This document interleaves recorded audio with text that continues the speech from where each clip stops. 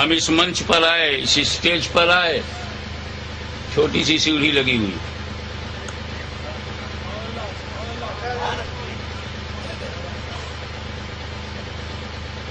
کچھ لوگ شاعر اسلام کو نظر پیش کر رہے تھے، بیچارے یہیں رکھ کر چلے گئے، اوپر نہیں آ پائے، سیڑھی نہیں ہے. دیکھو یہاں وسیلہ نہیں تھا تو اوپر نہیں آئے، تو جہاں وسیلہ نہیں.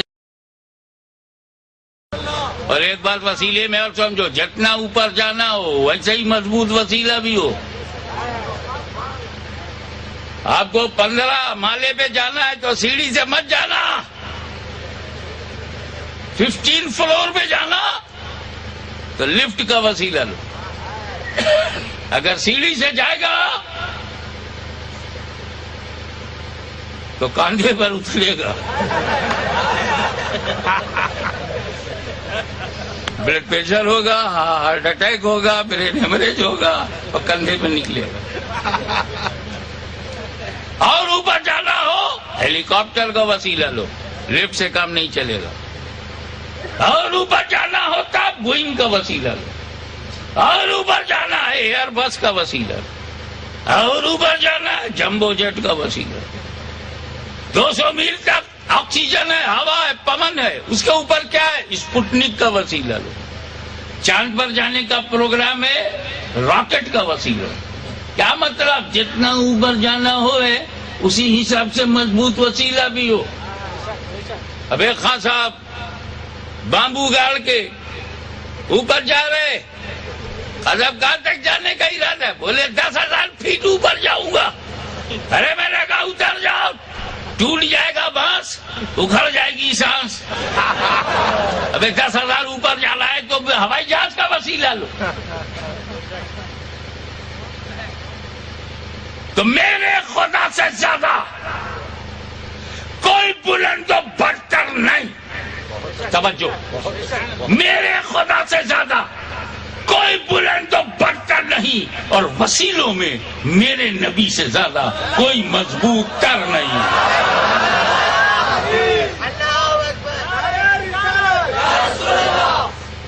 اب میں اور کلیئر کر دوں، بات صاف ہو جائے.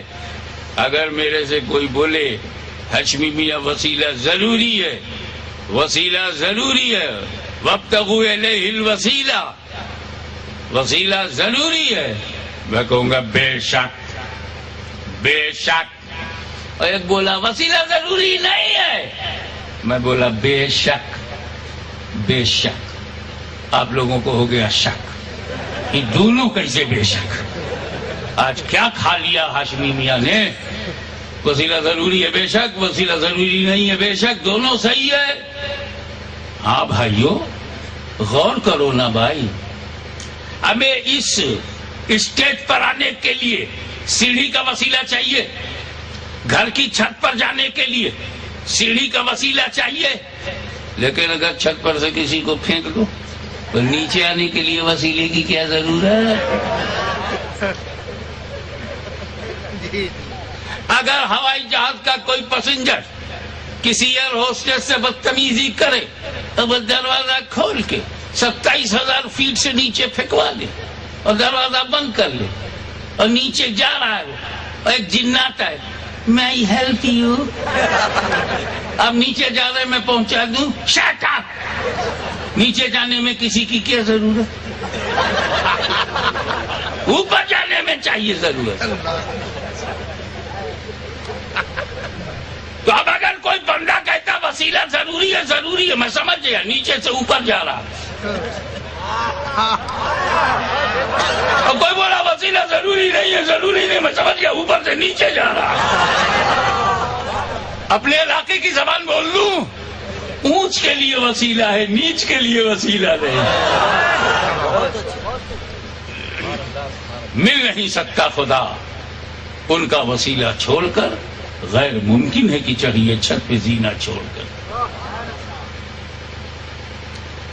اور وہ تفسیر جو سب سے بڑی تفسیر ہوتی ہے، جسے تفسیر القرآن بالقرآن کہتے ہیں، قرآن کی تفسیر قرآن سے. آئیے اب اس طرف توجہ دیں. اہدنا الصراط المستقیم، اے اللہ ہمیں سیدھے راستے پر چلا، صراط مستقیم پہ چلا. کیا ہے صراط صراط مستقیم؟ ارشاد ہوتا ہے صراط الذین انعمت علیہم. وہ صراط، وہ راستہ وہ ہے جس پر رب کا انعام ہے. انعمت علیہم، کیا شاندار پہچان. سیدھا راستہ وہ ہے جس پر اللہ کا انعام ہے. اب پہچاننے کے لیے یہ سیدھا راستہ ہے کہ نہیں، سیدھا ہے کہ غلط ہے، کیا طریقہ ہے، انعام ہے کہ نہیں، یہ بات کلیئر ہو گئی. قرآن سے اہدنا الصراط المستقیم، صراط کے بارے میں ارشاد ہوتا ہے صراط الذین انعمت علیہم. جس سیدھے راستے پر تجھے چلنا ہے اس کی پہچان یہ کہ اس پر انعام ہے. اب یہ نہیں معلوم کس پر انعام ہے، یہ بھی قرآن نے کلیئر کر دیا. انعم اللہ علیہم من النبیین والصدیقین والشہداء والصالحین. انعام ہے نبیین پر، انعام ہے صدیقین پر، انعام ہے شہداء پر، انعام ہے صالحین پر. اور جس پر انعام ہے وہی صراط مستقیم ہے.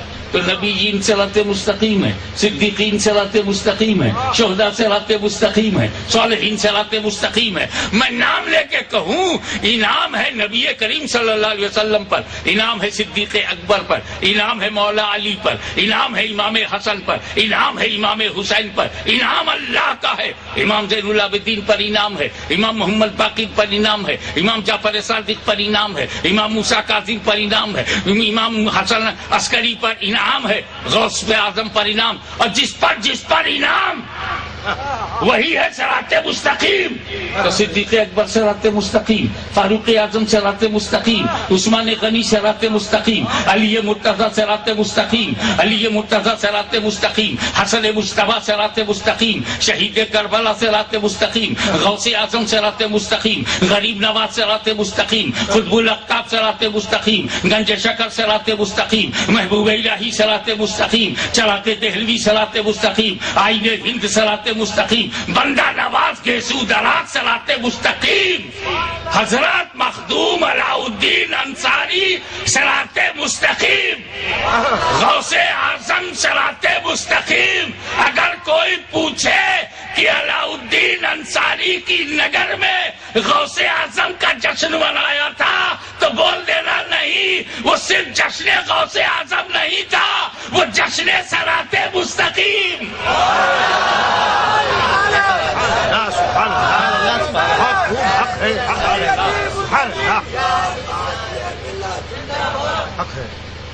وہ جشن صراط مستقیم ہے کیونکہ جسے رب نے اپنا شاہکار بنایا اسے رسول اعظم کہتے ہیں، اور رسول نے جسے اپنا شاہکار بنایا اسے غوث اعظم کہتے ہیں. بہت اچھے، بہت اچھے. میں آپ کو بتاؤں، اچھی طرح سے سمجھ جاؤ. ایگریکلچر، زراعت، کھیتی باڑی، دو چیزیں بڑی اہم ہیں کلٹیویشن کے لیے، ایگریکلچرل ڈیولپمنٹ کے لیے. کہ سیڈ اچھا ہو، بیج ہیلدی ہو، زمین موافق ہو، موسم فیوریبل ہو، تب جا کر کے فصل ہوتی ہے. ایسا نہیں ہے کہ عراق کی کھجور کرناٹک میں بو اور ناٹک نہ کرے. یہاں عراق کی کھجور نہیں پیدا ہوگی، جوار بو بہت مزے میں رہو گے. اگر کہیں پنجاب کا باسمتی بہار بنگال میں بو دیا گیا تو موٹا چاول ہوگا، کچھ نہیں. آسام کی چائے مہاراشٹر میں بو دیا تو بکریاں بھی نہیں کھائیں گی. کیوں؟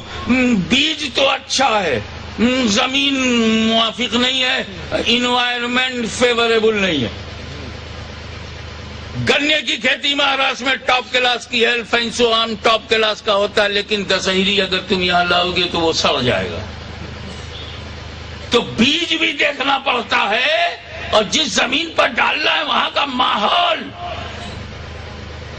جلوایو، آب و ہوا، آب و ہوا انوکول ہو، موافق ہو، فیوریبل ہو، اسلام کی کھیتی کو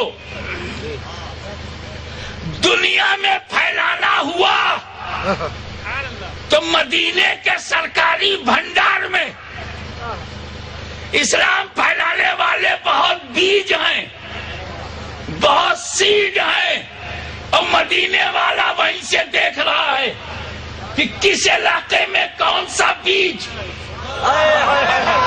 کس ماحول میں کون سا بیج، کس انوائرمنٹ میں کون سا بیج بھیجا جائے۔ عراق بے وفاؤں کا شہر، عراق غداروں کا شہر، عراق عہد شکنوں کا شہر، عراق فریبیوں کا شہر، عراق طاقت کے آگے جھکنے والا شہر، عراق دبدبے کے آگے سجدہ کرنے والا شہر۔ اب وہاں پر وہ بیج بھیجا جائے کہ عراقی اپنی کھلی آنکھوں سے دیکھے کہ سورج نکلے تو اسے سلام کرے، سورج ڈوبے تو اسے سلام کرے۔ اس ذات کا نام ہے عبد القادر جیلانی۔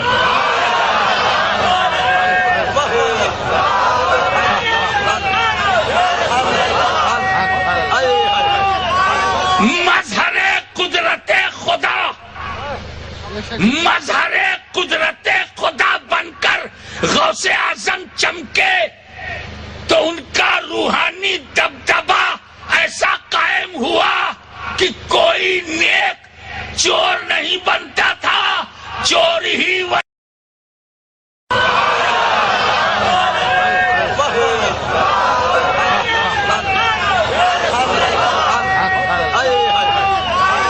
مظہر قدرت خدا، مظہر قدرت خدا بن کر غوث اعظم چمکے تو ان کا روحانی دبدبا ایسا قائم ہوا کہ کوئی نیک چور نہیں بنتا تھا، چور ہی ولی بن جاتا تھا، چور ہی ولی بن جاتا تھا۔ وہ بیج وہاں بھیجا تاکہ بے وفاؤں کو وفا کا رنگ دیا جا سکے، فریبیوں کو صدق و صفا کا طرز زندگی دیا جا سکے۔ اور جب رسول کے سامنے ترکستان، افغانستان، وزیرستان کی پتھر پتھریلی زمین، پتھر دماغ، پتھر دل، اس ایریے میں کون سا بیج بھیجا جائے؟ افغانستان میں، کابل میں، یہاں تو دل بھی پتھر ہے، دماغ بھی پتھر ہے، سوچ بھی پتھر ہے۔ اب امریکہ بھی پچھتا رہا ہے، ناحق پیر ڈال دیا، ڈیزیبل بن کے واپس ہونا پڑ رہا ہے۔ ایسے سخت علاقے، وہاں تو مزاج یہ ہے کہ ایک خان صاحب سے پوچھا گیا، خان صاحب آپ کے کتنے بچے ہیں؟ بولے 2 بچے میرے ہیں، 2 اپنی اماں کے ہیں۔ 2 بچے میرے ہیں، 2 لڑکا میرا ہے، 2 لڑکا اپنی اماں کا ہے۔ یہ کیا مان؟ 2 لڑکا بندوق چلا کے شکار کر سکتا ہے، نشانے پر آدمی کو مار سکتا ہے، بندوق چلانا جانتا ہے، وہ میرا بیٹا ہے۔ ابھی 2 بچے بندوق نہیں چلاتے، اپنی اماں کے۔ جہاں سوچ یہ ہو کہ جو مشین گن نہ چلائے وہ بیٹا نہیں، ایسے علاقے کے لیے سرکار نے بڑا کڑک بیج بھیجا، سخت۔ سرکار نقش بند کا بیج بھیجا، سلسلے نقش بندیاں پھیلتا چلا گیا، سخت مزاجوں کو سخت پسند آیا، سخت سلسلہ عطا کر دیا گیا۔ لیکن جب بھارت نگاہوں میں آیا، یہاں کون سا بیج بھیجا جائے؟ کشمیر سے کنیا کماری تک، گجرات سے ڈھاکہ تک، دلی سے کراچی اور اسلام آباد تک، پورا اپ مہادیپ، بر صغیر، یہاں کی ہوا میں، یہاں کی مٹی میں گیت، پریت، میت، سنگیت رچا بسا ہے۔ حالت یہ ہے کہ اگر کوئی شادی بیاہ میں گانا بجانا شروع کرے، حالانکہ وہ بھی حرام ہے، مگر سمجھ میں آتا ہے کہ خوشی میں پاگل ہو گیا، بجا رہا ہے، بجانے دو، پاگل ہے، سمجھائیں گے کبھی اطمینان سے کہ یار یہ سب لہو لعب کی چیزیں ہی حرام ہے، منع ہے. لیکن خوشی میں کوئی کر رہا ہو تو سمجھ میں آتا ہے کہ خوشی کی حالت یہ کوئی مر جائے، غم ہے، دکھ ہے، اور لاش کو کندھے پر لیے ہوئے، آگے ایک مٹی کا برتن ہے، اس میں سے تھوڑا سا دھواں نکل رہا ہے، اور ایک میوزک ٹن ٹن ٹن ٹن ٹن. یار میت بھی بغیر میوزک کے نہیں. واہ واہ واہ.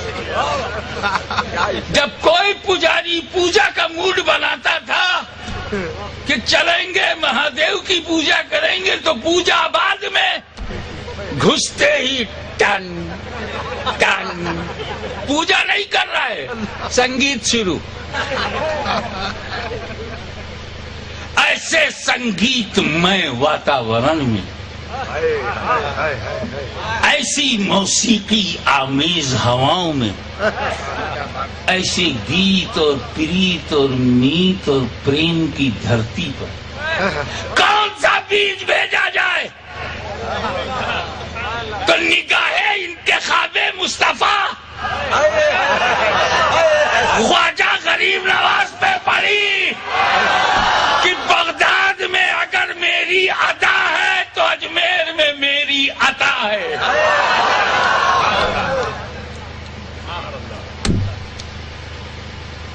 اور خواجہ صاحب آئے، بس ایک اشارہ کر دوں تاکہ کسی کو تکلیف نہ ہو.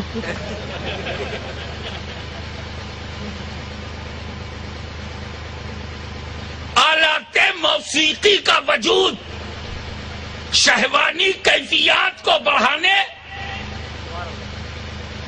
حرام کے جذبات کو ابھارنے، نچا نچا کر حرام کاریوں کی طرف مائل کرنے کے لیے آلات کا وجود تھا.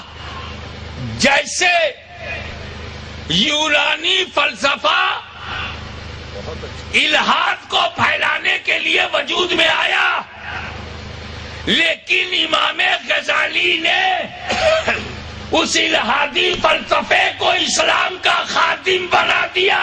بہت اچھے، بہت اچھا، بہت اچھے. غریب نواز کے زمانے میں جو شہوانی کیفیت کو بڑھانے کے لیے آلات بنے تھے، ان کو عشق رسول اور عشق الہی کا رنگ دے کر دین کا خادم بنا دیا. یہی وجہ ہے کہ سلسلے چشت اہل بہشت کا بیج پھلتا پھولتا رہا، پھلتا پھولتا رہا. تو میں یہ عرض کرنا چاہتا ہوں کہ جس علاقے میں جیسا ماحول تھا اسی حساب سے بھیجا گیا. کسی کو چوہان پہ غرور تھا تو حبیب رحمان بھیجا گیا، کسی کو اپنے عالم پر غرور تھا تو غوث اعظم بھیجا گیا. آئیے ایک مرید کی سچی عقیدت کا ایک واقعہ سنیے. عجب ٹائپ کا مرد تھا، عجب ٹائپ کا تھا. 35 ملکوں میں گیا ہوں، کہیں ویسا نہیں ملا. 5 بر اعظم میں ہو آیا ہوں مگر ویسا ابھی تک مجھے کہیں نہیں ملا. وہ بیٹھ گیا گیٹ پر، اے اللہ، پیر ڈھونڈتے ڈھونڈتے پیر ڈھونڈتے ڈھونڈتے میں تھک گیا ہوں، اب اللہ تو ہی بھیج دے. کیسے؟ میں گیٹ پر بیٹھ جاتا ہوں، جو پہلا آدمی آئے گا اسی سے مرید ہو جاؤں گا. نہ دیکھوں گا آؤ، نہ دیکھوں گا تاؤ، نہ پوچھوں گا بھاؤ. جو first person will arrive on the gate, I will be مرید of him. اس سوچ کے بیٹھ گیا، نیت کر لی اللہ پیر بھیج دے، اللہ پیر بھیج دے، جو آئے گا اسے مرید ہو جاؤں گا. اسی وقت تھوڑی دیر کے بعد ایک چور آیا، اس نے اس کا پیر پکڑ لیا، تو میرا پیر ہے، تو میرا پیر ہے، تو مجھے مرید بنا، تو مجھے مرید بنا۔ اور وہ چور سوچ رہا یہ کہاں سے گرے کر آ گیا، ٹائم کھوٹی کر رہا ہے۔ چھوڑ میرا پیر، میں گنہگار ہوں، میں بدکار ہوں، میں سیاکار ہوں، کاجو ہوں، میرا رب سے وعدہ ہے، اللہ سے وعدہ کی جو پہلا آدمی پہلے آپ ہی ہیں۔ اس نے دیکھا اگر یہ بات نہیں چھوڑے گا تو جو میرا پلان ہے چوری کرنے کا وہ تو رہ جائے گا، 3-4 گھنٹہ پکڑے رہے گا، ٹائم ہی خراب ہو جائے گا۔ کہا تو میرے کو پیر سمجھتا ہے؟ ہاں۔ حکم مانے گا؟ ہاں۔ میرا پیر چھوڑ، وعدہ کرو۔ ہاں وعدہ کرتا ہوں، واپسی میں تیرے کو مرید کر لوں گا۔ چھوڑ، مرید ہونے والے مرید نے چھوڑ دیا، جائیے میں آپ کا انتظار کروں گا۔ گیا غوث اعظم کے گھر میں چوری کے لیے۔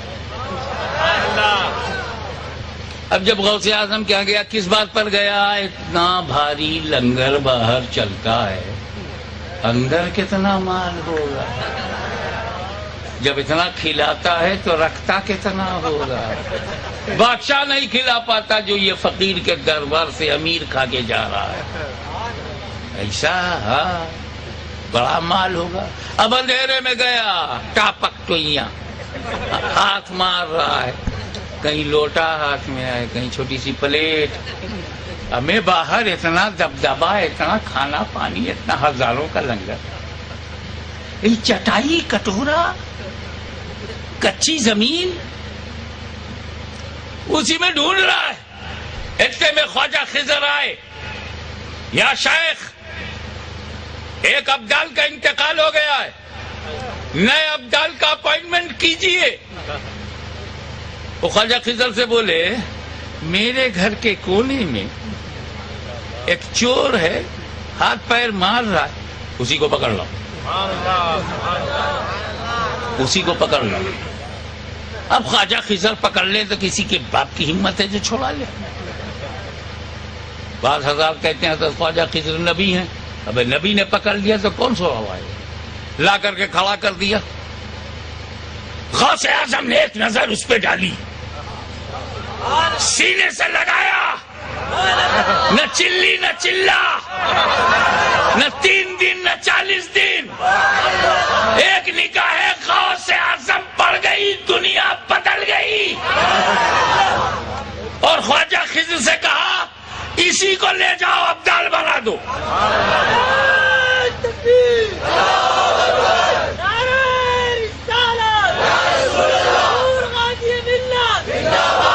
اسی کو لے جاؤ اور اسی کا اپوائنٹمنٹ کر دو۔ جب وہ 10 بوسی کر کے واپس جانے لگا تو غوث اعظم نے کہا رک، وہ جو گیٹ پر بیٹھا انتظار کر رہا ہے اسے مرید کر لینا۔ تو کبھی کبھی مرید اتنا سچا ہوتا ہے کہ پیر کا درجہ بلند ہو جاتا ہے۔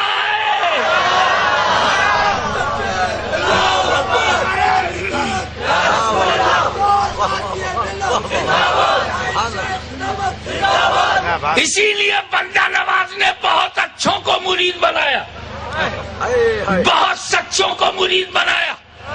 اسی لیے مخدوم علاء الدین انصاری نے علاقے میں آ کے اچھوں کو مرید بنایا تاکہ کچھ اچھوں سے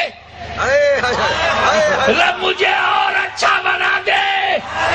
یہ ذہن غوث اعظم نے دیا، اپنے عمل پہ گھمنڈ نہ کر، ولی کے گھر میں جایا کر۔ ہمیں جب چوری کی نیت سے جانے والا ولی ہو سکتا ہے تو محبت کا پھول لے جانے والا۔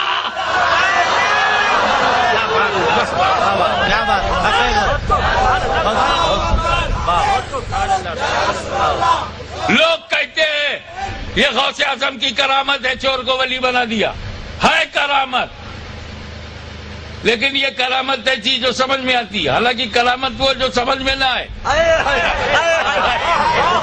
مگر یہ کرامت میری سمجھ میں آ گئی۔ ایک بات بتاؤ، گھڑا سمجھتے ہو؟ گھڑا، اس میں پانی اور ہاتھ ڈالو گے کیا ملے گا؟ ہاں؟ اور اگر اس گھڑے میں شہد ہو تو ہاتھ ڈالو گے کیا ملے گا؟ اور اگر گھڑے میں دودھ ہو اور ہاتھ مارو گے تو کیا ملے گا؟ تو جب غوث اعظم کے گھر میں ولایت ہے تو چور ہار مار دے گا تو کیا ملے گا؟ جب غوث اعظم کے گھر میں ولایت ہے اور ہاتھ مارے گا تو کیا ملے گا؟ ہمیں جب ہاتھ مارنے والوں کو ولایت مل جاتی ہے تو دل دینے والوں کو کیا کیا ملتا ہوگا؟